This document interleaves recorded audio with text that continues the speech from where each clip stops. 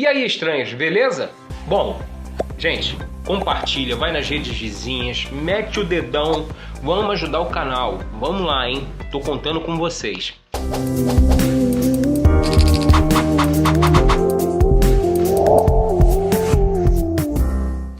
Continuando aqui, como eu falei, né, no nosso último encontro, a conversa aqui com a Adriana.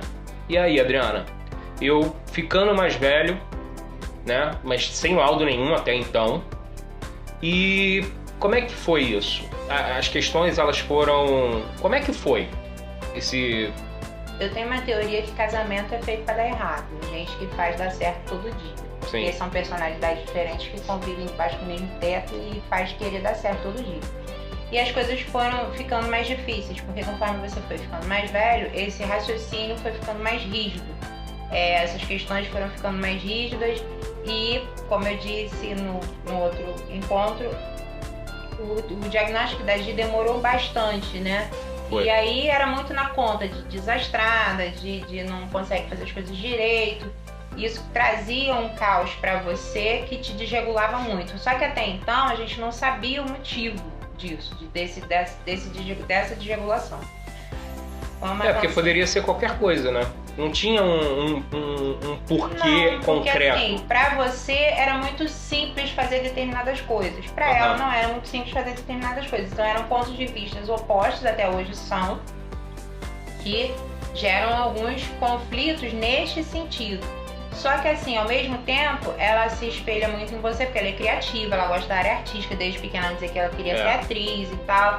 Ela já escreveu uma peça, inclusive, que eu dirigi com alunos meus. Ela escreve, ela compõe, ela canta, então ela tem muito isso e o gênio, aí entra personalidades muito parecidas.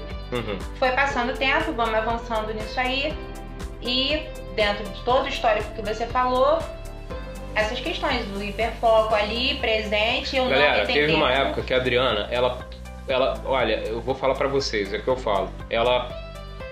Ela penou muito comigo e pena até hoje, tá? Mas teve uma época que meu hiperfoco, agora é engraçado, mas assim, era uma loucura, porque meu hiperfoco era trocar de carro. Vocês têm noção disso? Era horrível. Nessa hora aparecia o TDAH na impulsividade, né? Eu preciso trocar de carro. Eu tava com um carro legal, tranquilo, eu saía de manhã. Quando eu voltava à noite, eu estava com outro carro. E eu ligava pra Adriana falando, tenho que trocar. Tem que trocar, o carro tá com defeito. Falei, gente, o carro tava bom ontem. E assim, isso gerava muitos conflitos. Aí voltando aqui, ele, né, nessa coisa, o TDAH também é nessa questão, né? Da impulsividade. Da impulsividade até na fala, de dar uma interrompida básica. Mas assim, fomos avançando no tempo. A Giovana sempre foi uma criança muito difícil de saúde, então a gente foi deixando essa questão do segundo filho, que era um projeto, mais pra frente. Essa questão da saúde da Giovana, eu me lembro que assim, quando ela ficava doente, eu entrava mesmo em um grau de isolamento tamanho que eu passava mal junto com ela, entenderam? Como se eu quisesse sumir. E aí eu me sentia muito sozinha. E eu tinha assim muito apoio do meu pai, da minha mãe, da minha irmã, do meu irmão, mas ele era mais novo. Da minha mãe também nessa época. A minha sogra também. Nessa época meu sogro já tinha falecido, ele faleceu, eu estava grávida. E porque eu me sentia sozinha. Mas eu não entendia. Ele não quer ficar comigo, ele não quer me dar suporte. Ele ia, me levava ao médico, comprava remédio, fazia tudo. Ele só não queria ficar perto. Mas só que isso era muito difícil para eu entender. Mas assim, se tivesse que ficar 3 dias no hospital, eu ficava assim, ajudando, fazendo tudo que tinha que fazer. Mas aquele momento dos cuidados sempre foi muito comigo. E aí, avançando no tempo, a gente foi pensar se ia adotar, se não ia adotar. Eu tive alguns problemas de saúde, fiz cirurgia bariátrica, enfim. Aí resolvemos ter o Bento. Antes a gente teve uma perda. Foi naquela época da Zika, né? Então, nessa época, eu estava trabalhando no NAPS, como já falei para vocês aqui, que é o Núcleo de Apoio para Pessoas Deficientes do Estado do Rio de Janeiro.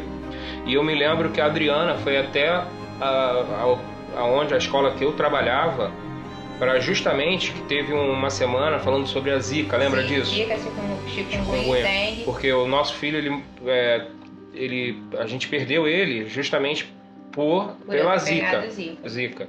E aí eu fiz o resguardo de 8 meses, dei até mais 2 meses, que eram 6, e engravidei do Bento. Lembrando, eu era radicalmente contra, porque o meu medo era a criança, da questão da doença, né? Igual a Giovana, que ficava muito doente, se repetir. Então eu tinha muito medo, mas depois eu aceitei. Mas outra característica, né, Adriana? Da rigidez.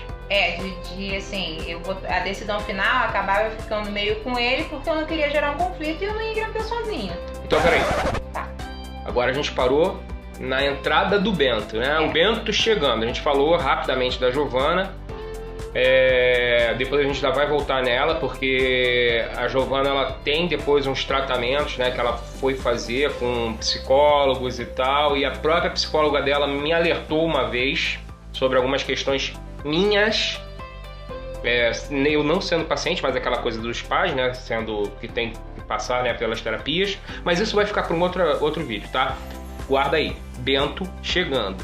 Galera, deixa o like, vai nas redes vizinhas, compartilha, ajuda. Um grande abraço, até a próxima, seus estranhos.